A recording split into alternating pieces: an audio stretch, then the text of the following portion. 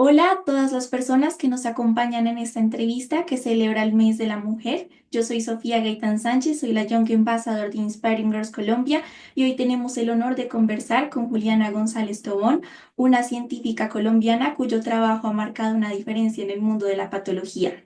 Juliana es una talentosa estudiante de doctorado en Cornell y además una persona apasionada de la comunicación científica y el empoderamiento de las mujeres en la ciencia. Su investigación sobre cómo las plantas interactúan con los patógenos abre puertas a soluciones para seguridad alimentaria global y la ciencia en todos los ámbitos. A lo largo de esta entrevista hablaremos de los desafíos que ha afrontado en su camino académico, sus estrategias para equilibrar su vida personal y su visión sobre el futuro de la ciencia y la educación. Acompáñenos en esta entrevista y Juliana, muy bienvenida. Muchas gracias, muchas gracias. Es un honor estar aquí contigo hoy.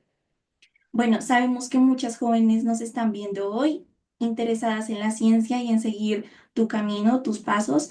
Entonces, antes de empezar con todas las preguntas, ¿qué mensajes le darías a ellas para motivarlas a explorar el mundo de la ciencia?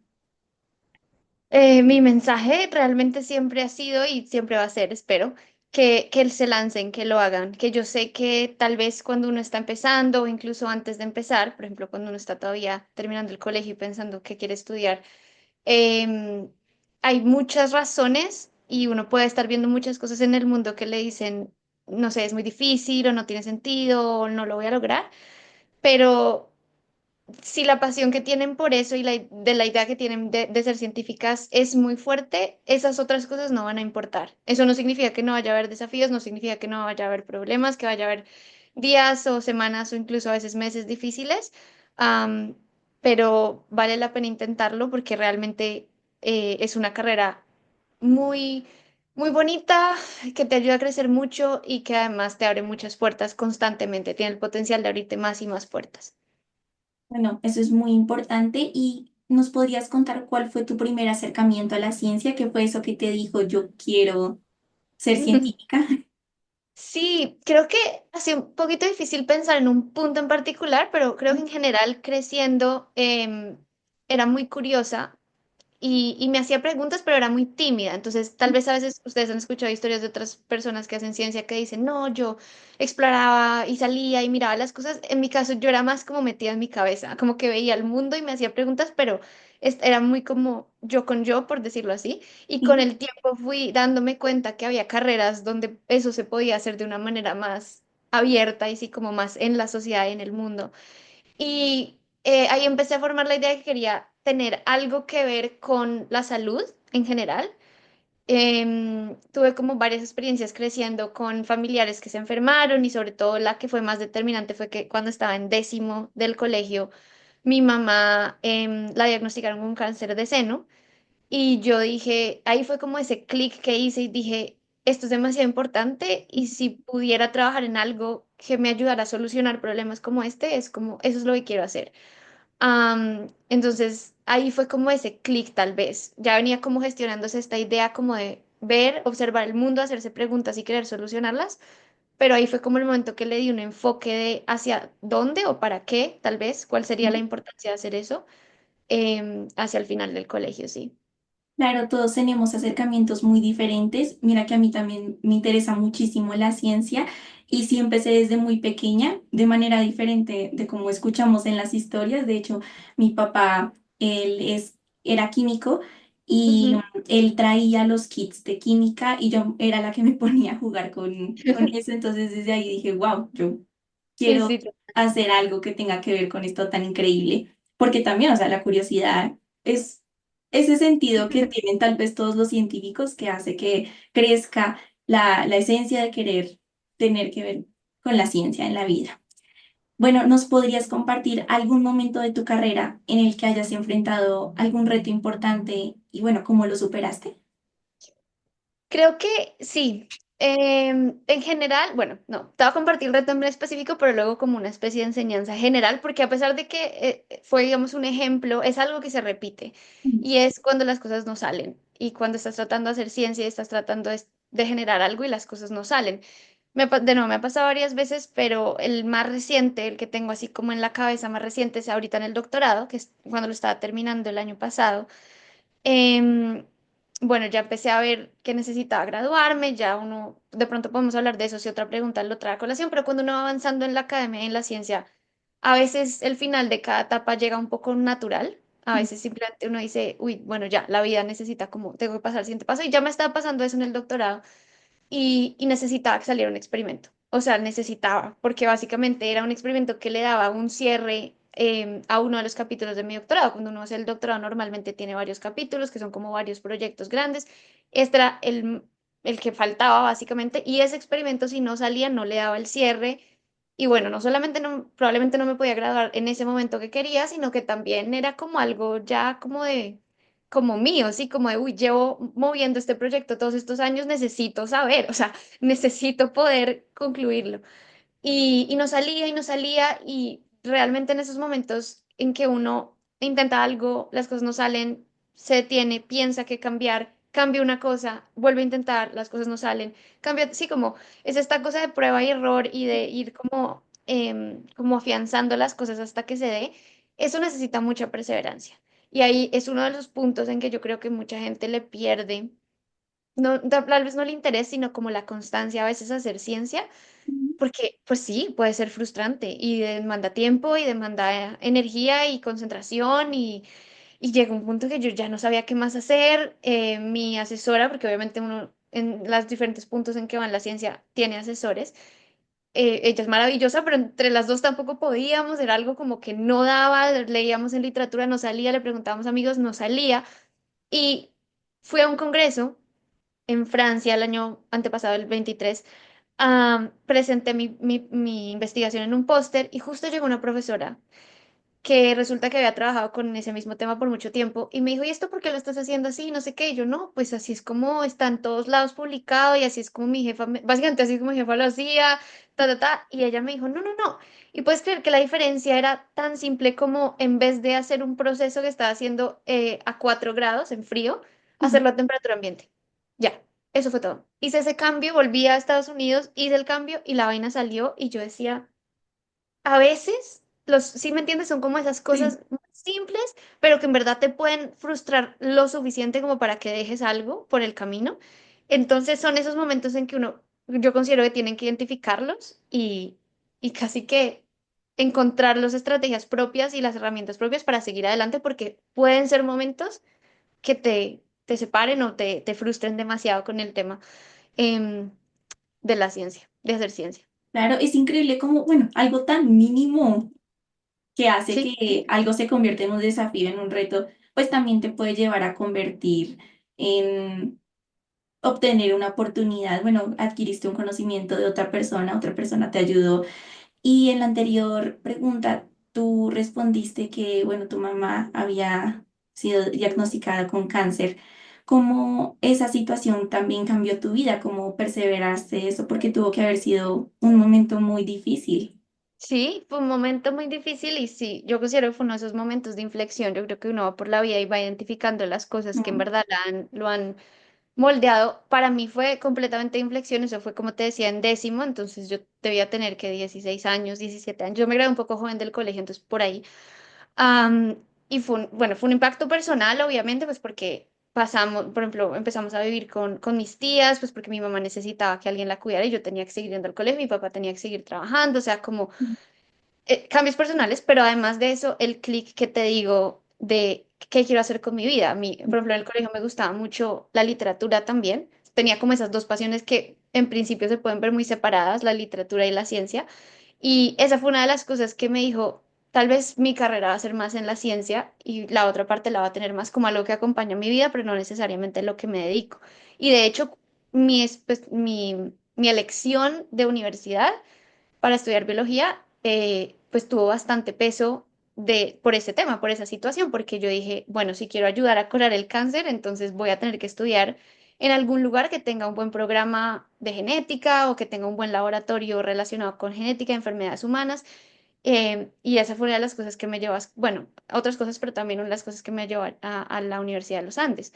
Entonces fue totalmente como sí, como directivo un poco en mi vida, de decir, bueno, si esta es la decisión que quiero tomar, ¿cuál es el lugar en el espacio en el que estoy ahorita que me va a permitir hacer eso? Y bueno, después de los Andes y todo ese momento, tú decidiste mudarte a Estados Unidos para estudiar. Entonces también eso debió haber sido un reto la adaptación, porque, o sea, yo en este momento, solamente de pensarlo en que quiero estudiar en otro país puede ser muy abrumador y ya Sí. vivirlo es otra cosa, otro nivel. Entonces, ¿cómo te adaptaste a este nuevo entorno académico y cultural? Además, ¿qué estrategias te sirvieron? Sí, eso fue, claro, un proceso y creo que eso fue una de las cosas que a mí me sirvió mucho y fue, a pesar de que me mudé, claro, para hacer el doctorado, que de por sí es un impacto grande, yo ya había buscado y obtenido la oportunidad de venir antes a Cornell, a la misma universidad donde hice el doctorado, porque cuando estaba terminando el pregrado, había algunos programas en los Andes para hacer pasantías de investigación durante el verano. Al final ese programa cambió y tuvimos que hacerlo un poco más como nosotros, el grupo de estudiantes, como con las uñas, pero vine en el 2017, de julio, bueno, junio, agosto del 2017, a hacer una pasantía y eso fue determinante porque me dio como una prueba, como un test, como un ensayo de cómo era no solamente vivir en otro país, yo nunca había vivido por fuera de Colombia, había salido de Colombia, pero brevemente antes de eso. Am, y dos, cómo era hacer ciencia, no solo en otro país, en otra cultura, sino en otro idioma. Entonces, esos fueron 3 meses de prueba, de ver cómo me sentía, si me gustaba, no me gustaba, obviamente tenía cosas similares, diferentes, buenas, malas, ya al volver me dio como una perspectiva más clara de cómo sería la vida de científica más a largo plazo por fuera de Colombia.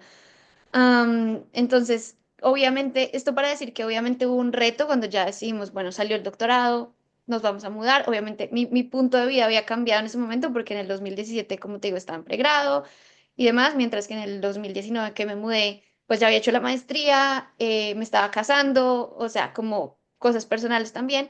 Entonces, obviamente, claro, fue un impacto y ya te voy a hablar un poquito de esa adaptación, pero sirvió mucho haber tenido la prueba. Y eso es una cosa que me gusta mucho decirle a los estudiantes más jóvenes y es, si quieren hacer investigación y tienen la posibilidad de probar investigación en otras partes, no necesariamente otro país, puede ser otra universidad, otra región de Colombia o lo que, como otro lugar diferente al lugar donde se entrenaron, es esencial. A mí me parece que es realmente muy bueno hacerlo.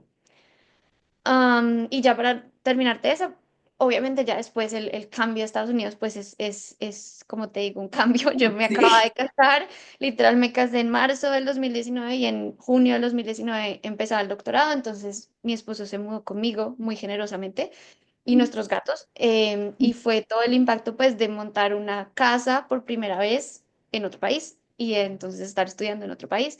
Y ahí lo que le puedo decir a la gente que fue esencial y que es algo que haría o recomendaría hacer donde sea que uno termine yendo por su carrera es buscar comunidad de gente que te apoye y te acompañe.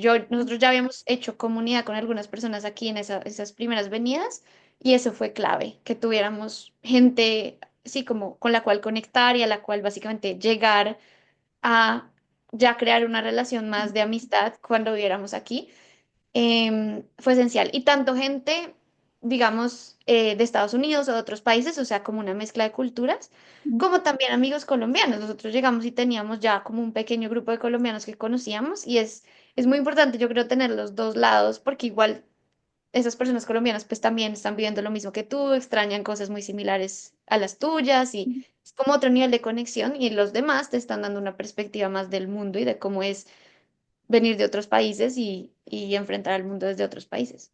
Claro, una red de apoyo siempre es muy necesaria para ir Ujú. adaptándose en todo. Tú ahorita hablabas sobre tu matrimonio. Felicitaciones. Pues de Y hecho el domingo son 6 años. wow, eso es Sí, este domingo. mucho. Y Sí. bueno, como una persona que está profundamente comprometida tanto con la investigación como la comunicación científica, ¿cómo mantienes el balance entre tus actividades laborales y todas las responsabilidades que tienes con tu vida personal, con esa otra parte de ti? Esa es una pregunta súper importante y es, fíjate que cuando hice la maestría perdí mucho el balance de vida, mucho. O sea, mi maestría, primero la hice muy rápido porque la empecé en el segundo semestre del 2017 y la terminé al final del 2018, o sea, fue súper rápido. Entonces, eso implicó que trabajaba mucho y no me ponía límites a mí misma, que es un error. Em, Llegaba muy temprano, me iba muy tarde y no era porque me lo estuviera exigiendo mi asesora, no, era yo. O sea, era yo sintiendo que tenía que hacerlo a esa velocidad y de esa manera y fue difícil, me sentía muy quemada, de hecho al final de la maestría, ahora que lo pienso, digo, no sé cómo hice para empezar el doctorado tan rápido porque estaba muy cansada y estaba muy quemada de tanto trabajar. Pero bueno, y eso, pero lo que eso me enseñó, todo eso va, que lo que eso me enseñó es que eso no podía repetirse en el doctorado. Yo dije, este nivel de trabajo excesivo y este nivel de dedicación excesiva, si hacerlo un año y medio me afectó no solamente de salud, sino en o sea, obviamente no podía pasar mucho tiempo con mi esposo, él también estaba haciendo la maestría, pero pues igual, debíamos haber podido encontrar algunos espacios para compartir y no los estamos teniendo. Mis gatos los acabamos de adoptar y hay una parte de la vida de mis gatos que yo no recuerdo bien. Si la trato de recordar, pues porque no estaba casi en la casa.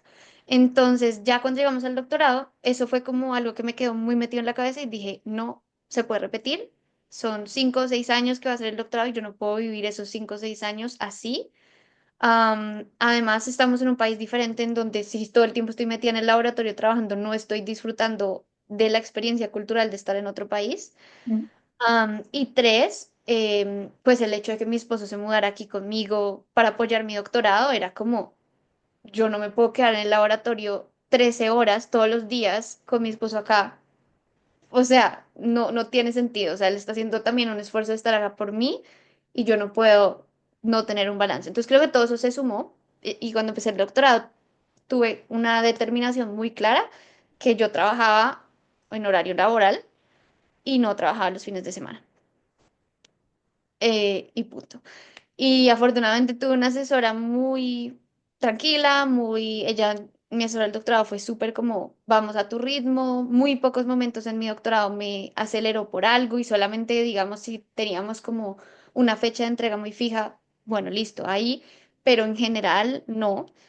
Am, y fíjate que eso fue extraño para algunos de mis compañeros de doctorado. Yo tenía muchos compañeros de doctorado que estaban allá metidos todo el día trabajan los fines de semana y pues claro, o sea, es imposible no quemarte en el doctorado si no manejas un balance. Yo siento que esencial es ponerse límites y poner esos límites, o sea, que la gente sepa que esos son tus límites. Sí, o sea, por ejemplo, mi jefa no me escribía fuera de horas, no me escribía los fines de semana, sí como sabía, y porque ella tampoco lo hacía, o sea, ella está casada, tiene un hijo, o sea, ella también se iba a su casa y hacía su vida y ya, entonces es como encontrar esas cosas que para ti no son negociables.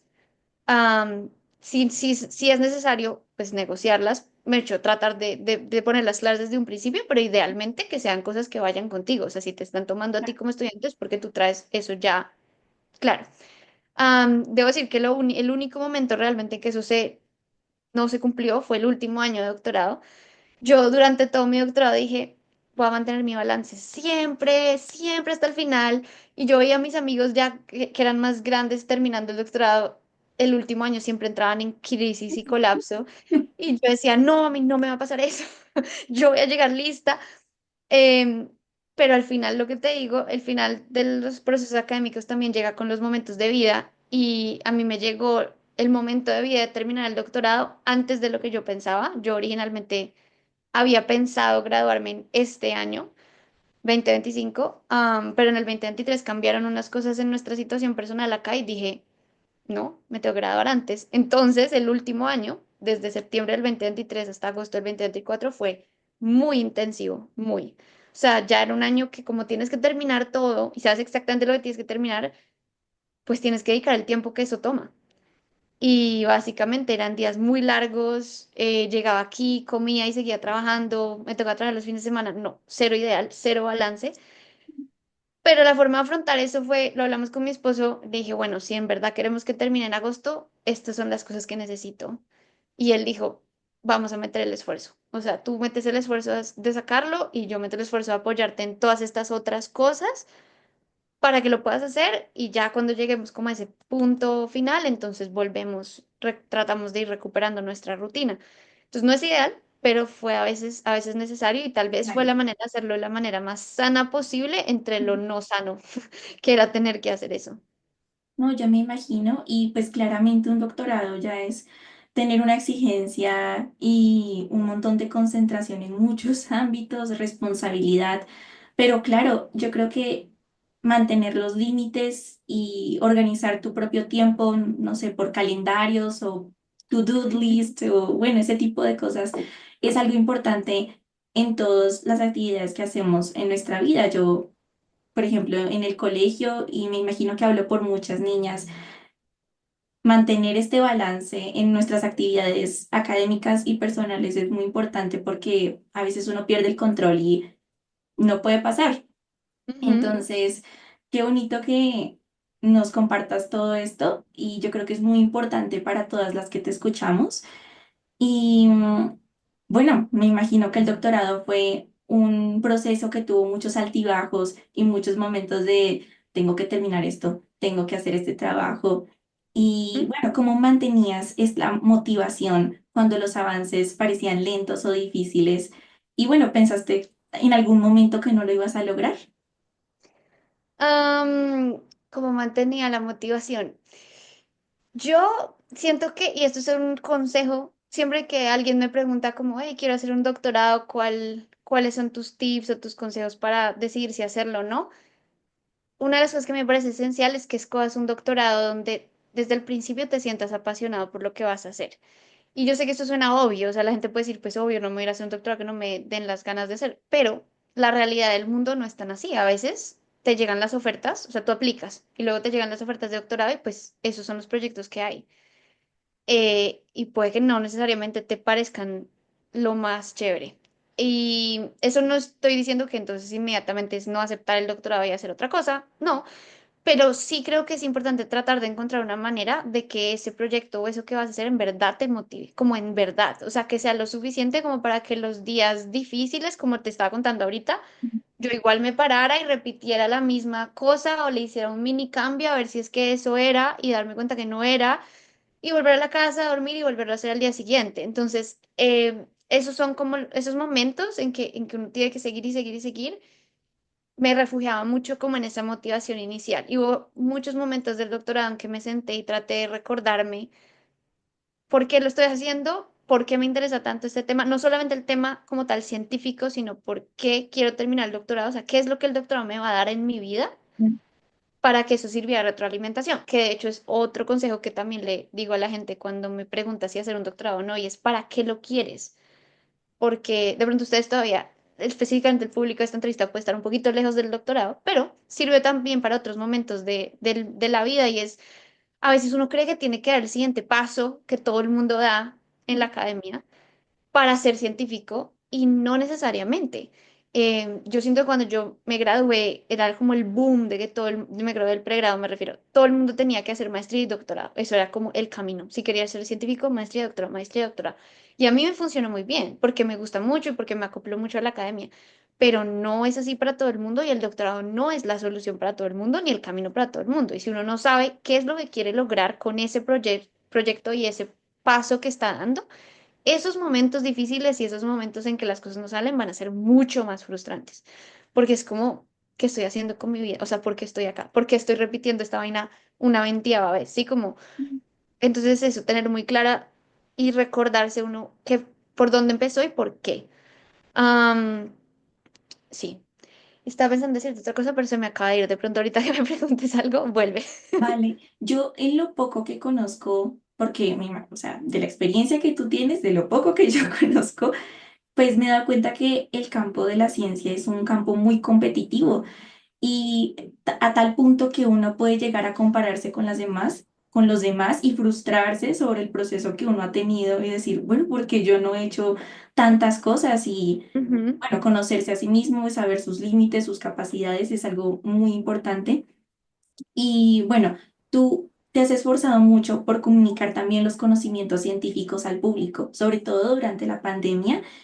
Entonces, ¿por qué crees que fue importante acortar las distancias con el público en general sobre eh, la ciencia y qué te llevó a abrir el canal? Y de hecho es perfecto porque ya me acordé lo otro que te iba a decir, tiene que ver con el canal.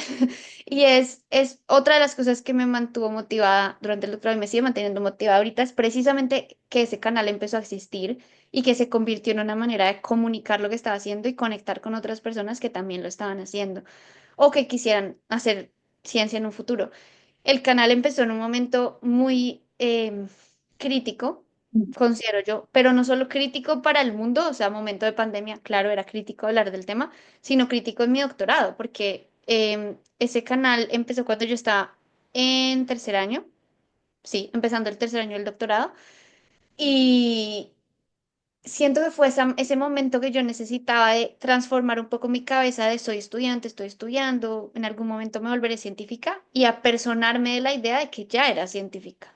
Sí, o sea, de que ya me ha graduado de biología, ya me ha graduado de microbiología, ya tenía una maestría, pero a veces uno no se cree que todas esas cosas te están ya posicionando como una persona que sabe de su tema. El hecho de tener el canal me permitió a mí misma como hacer ese clic y decir, wow, sí sé, sí sé de esto, sí sé de cosas importantes y no solamente sé, sino que las puedo comunicar a gente que no tiene por qué saber del tema en tal nivel. Entonces ahí sí, para responderte a la otra pregunta que se conecta muy bien, en efecto, el canal empezó en pandemia, pero fue algo como no fue premeditado. Es decir, yo siempre había pensado y quería tener alguna manera de hacer comunicación científica porque reconocía el valor y porque había empezado a ver, en ese momento estaban como las iniciativas de comunicación de ciencia en inglés ya habían empezado hacía unos años y estaban ya finalmente como tomando un punto más central y yo siento que ya era el momento en que las redes sociales, por ejemplo, en Instagram, entonces ya las historias existían y la gente podía ver videos más fácil y TikTok estaba empezando a agarrar fuerza también. Entonces se estaba volviendo más como común que la gente viera ciencia en redes, pero en inglés. Yo las cuentas que seguía al respecto eran en inglés, Sí. porque no había muy pocas en español realmente para ese momento. Y lo que te digo, no fue premeditado, sino que yo tenía como esa idea en algún lugar de mi cabeza. Y en enero del 21 aquí en Estados Unidos el tema de las vacunas del COVID estaba más evidente y más fuerte. O sea, ya se sentía que las vacunas iban a salir. De hecho, creo que en diciembre del 2020 fue cuando vacunaron como a la primera persona o en enero muy temprano, uno de esos 2 meses. Entonces estaba como el boom de, uy, las vacunas ya se están produciendo y ya van a salir.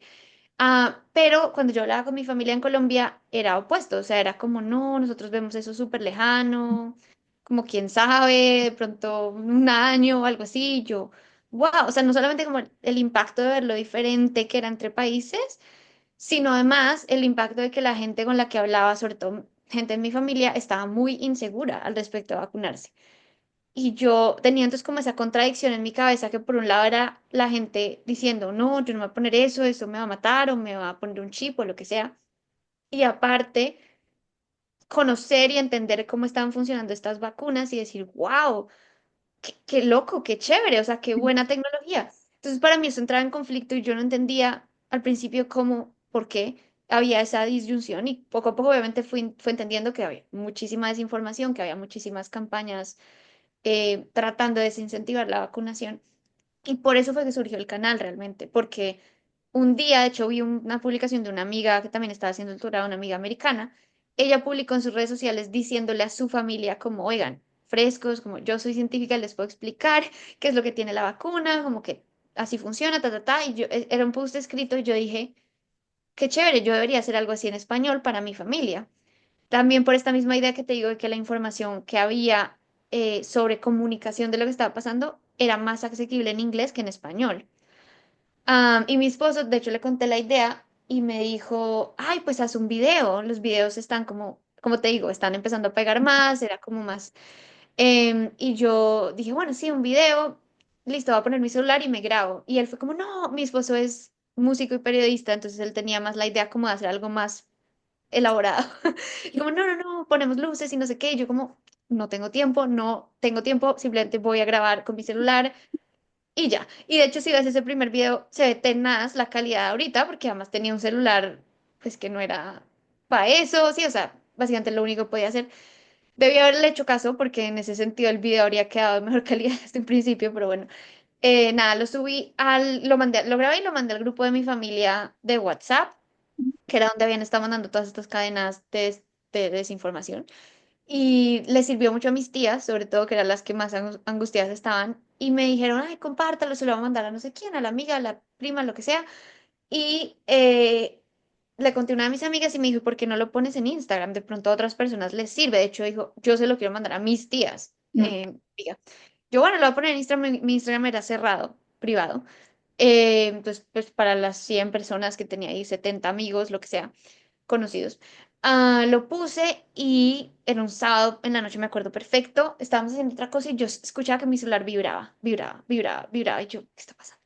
Vibraba, vibraba. Y luego fui a mirar y eran puras notificaciones de gente comentando en el video, guardándolo, dándole like. Y amigos y gente que con lo que no, o sea, no hablaba con ellos hace muchos años, gente del colegio, por ejemplo, que no veía hace años, como, hey, puedes ponerlo público, es que si no lo pones público no se lo puedo mandar a mi mamá, a mi tía, a mi abuela, lo que sea. Y yo, bueno, y ahí dije, bueno, lo peor que puede pasar es que lo vea otra gente, pero bueno, lo puse público, y durante la noche se viralizó y el domingo estaba viralizado en Colombia y cada vez crecía más y fue un poquito abrumador claro. porque se estaba hablando en radio y yo, ¿qué está pasando? ¿Qué está pasando? Pero fue como una terapia de choque un poquito, o sea, fue como impactante, pero después de eso ya entendí y dije, esto es muy importante. O sea, fue como ese momento en que dije, la gente necesita hablar de este tema, necesita entender cómo funcionan las vacunas, necesita entender mejor la pandemia, si no, no vamos a salir de esto nunca. Y fue como ese clic, y de hecho tuve una conversación con mi esposo precisamente el domingo, le estaba diciendo, me están escribiendo de estas cadenas de radio, de televisión, yo no sé qué hacer.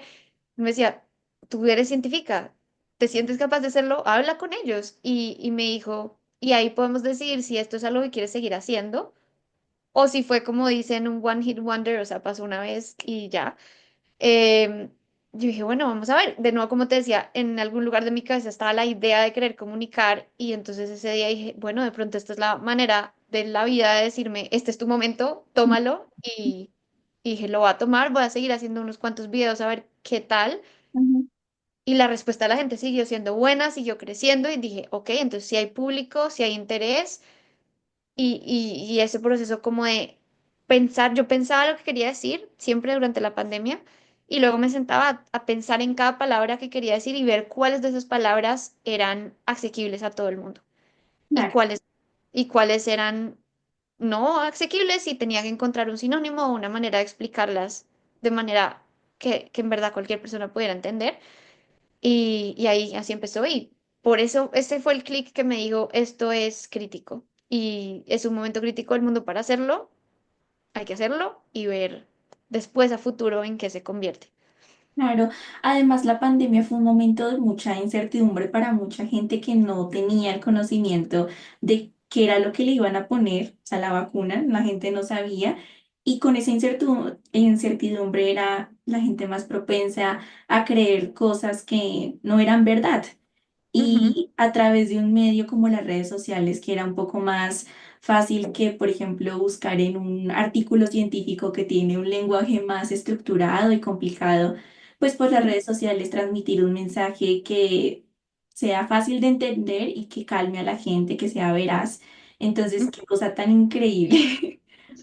Me imagino, claro Tiene que fue sentido. un cambio muy repentino, además ser viral en las redes sociales, porque, bueno, uno está normal con su cuenta privada y después, ¡pum! Exacto. Sí, sí, fue es esa palabra, es abrumador. Sí, Y sobre todo el miedo de que yo decía, claro, cuando me empezó, sobre todo fue cuando me empezaron a contactar para entrevistas en radio y eso, yo decía, pero es que yo no soy viróloga y yo no soy experta en vacunas, no sé cuál sea el término de eso.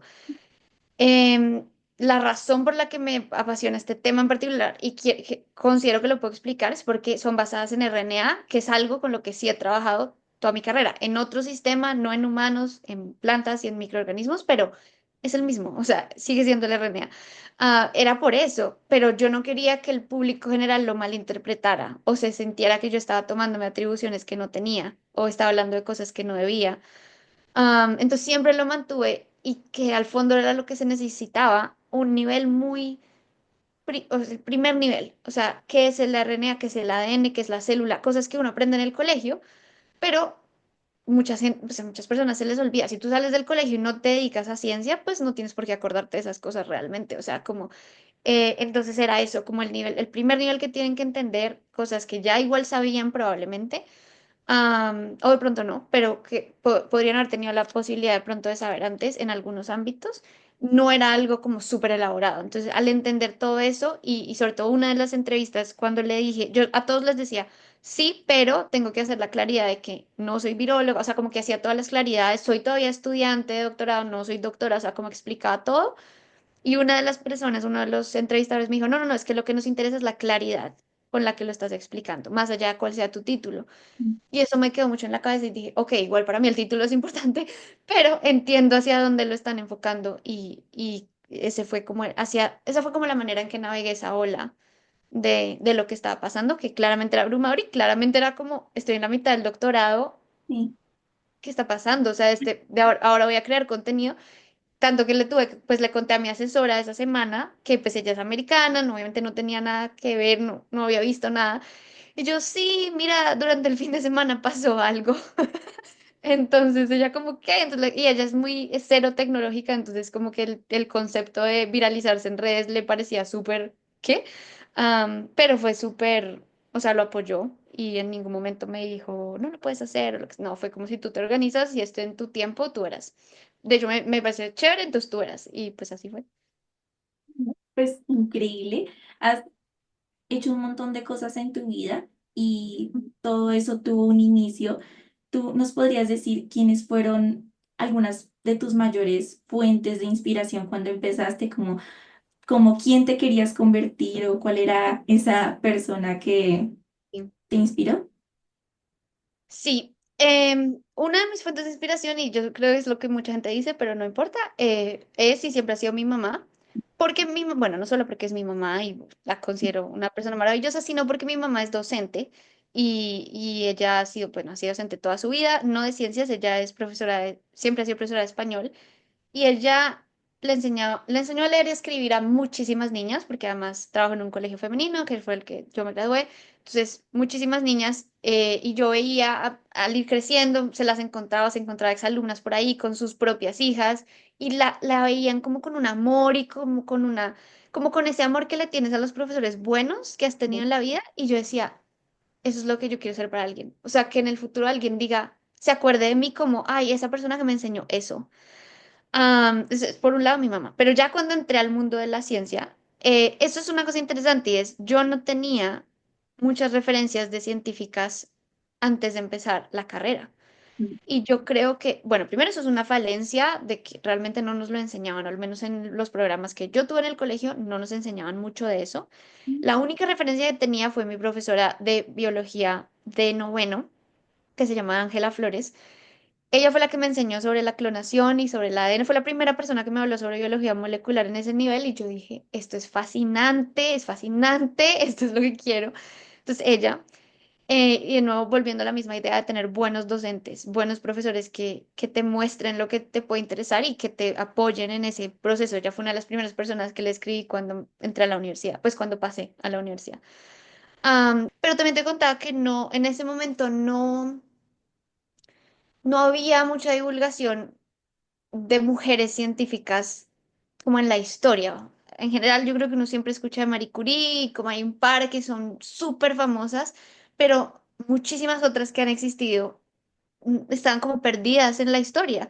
No era algo que uno aprendiera regularmente. Ahora hay mucho más trabajo, y hay libros y cosas para niños, hay muchas más formas de acercar a los niños de esos temas, pero en ese momento no había. Entonces, cuando yo empecé el pregrado, no tenía así como un referente así de claro, como de pronto algunas mujeres pueden tener ahora, ojalá.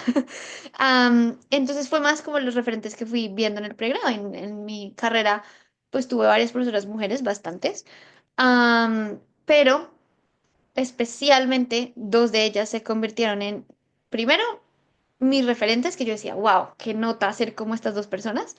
Y luego tuve la fortuna de que se convirtieron en mis asesoras y mis mentoras. Entonces, una de ellas es Joana Danías, fue mi profesora de fitopatología de las enfermedades de las plantas cuando estaba ya hacia el final de la carrera y fue como el momento en que dije, wow, tal vez este es otro tema que me gusta mucho.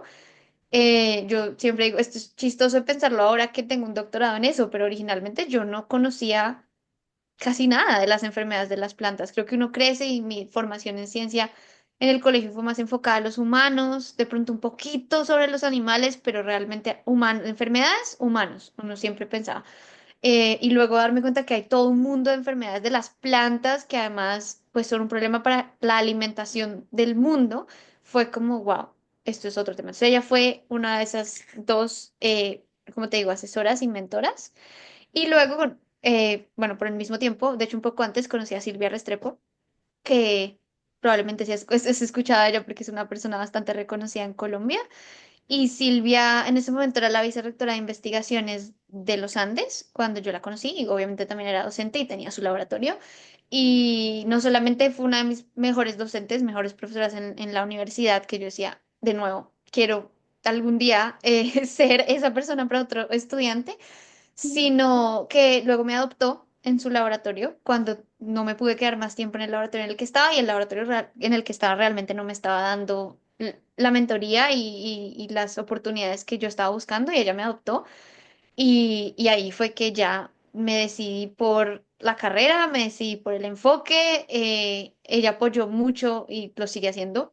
Mi interés por la biología molecular desde ese momento que yo era una estudiante de pregrado en séptimo semestre diciéndole que quería hacer epigenética, o sea, era como una cosa muy loca en ese momento y ella lo apoyó desde ese momento. Entonces ella se convirtió en una mentora tan importante que ahora, por vueltas de la vida, es mi mentora del postdoc. Yo ahorita estoy haciendo un postdoctorado con ella. Fue como pregrado maestría, luego vine, estuve unos años acá en Cornell siendo asesorada por otra persona y luego la vida nos volvió a encontrar y ha sido un año, bueno, menos de un año, 7 meses increíble siendo su postdoc. Entonces, eso ha sido súper, súper bonito. Realmente es algo que nunca me esperaba que pasara en la vida.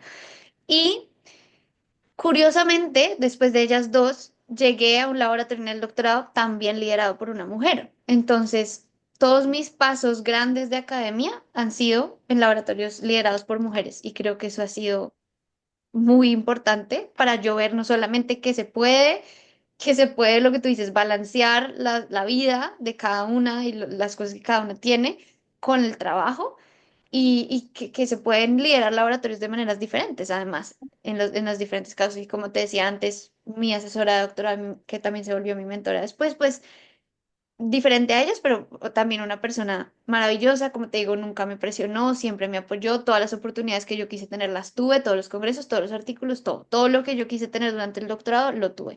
Entonces, eso ha sido muy bonito de generar esos, como ese grupo de mujeres a las que uno observa y sigue y dice, ojalá después yo pueda darle lo que ellas me están dando a mí a otra persona. Wow, increíble. Además que la ciencia, de alguna forma, y la ingeniería y otras áreas STEM son áreas donde las mujeres hemos estado menos representadas y Ujú, tener modelos que nos muestren que es posible llegar a un cierto punto de inspiración para los demás, pues te hace perder un poco el miedo sobre lo que tú vas a hacer en el futuro o quién te quieres convertir. Y a través de esta entrevista, mira que yo te veo como una persona muy inspiradora, nos has dicho un montón de cosas muy importantes sobre la perseverancia, el balance en la vida, el autorreconocimiento de los méritos y logros que uno ha tenido de la vida y la importancia de reconocerlos para seguir adelante. ujú. Y la adaptación en un montón de ambientes diferentes, en ámbitos que cambian. Y muchas gracias por esta entrevista tan maravillosa. En verdad fue un placer conocerte y tener este intercambio de ideas tan maravilloso. Espero que en otro momento nos podamos volver a encontrar y muchísimas gracias. Muchas gracias a ti, fue un placer. Y en general, a las personas que vayan a ver esta entrevista, Como siempre, muy bienvenidos en la página del Instagram. Me esfuerzo mucho por mantenerla activa y sobre todo publicar temas de cosas que les puedan servir. Entonces, espero que sea un buen recurso también para todos. Gracias, Juliana. Muchas gracias. Chao. Chao.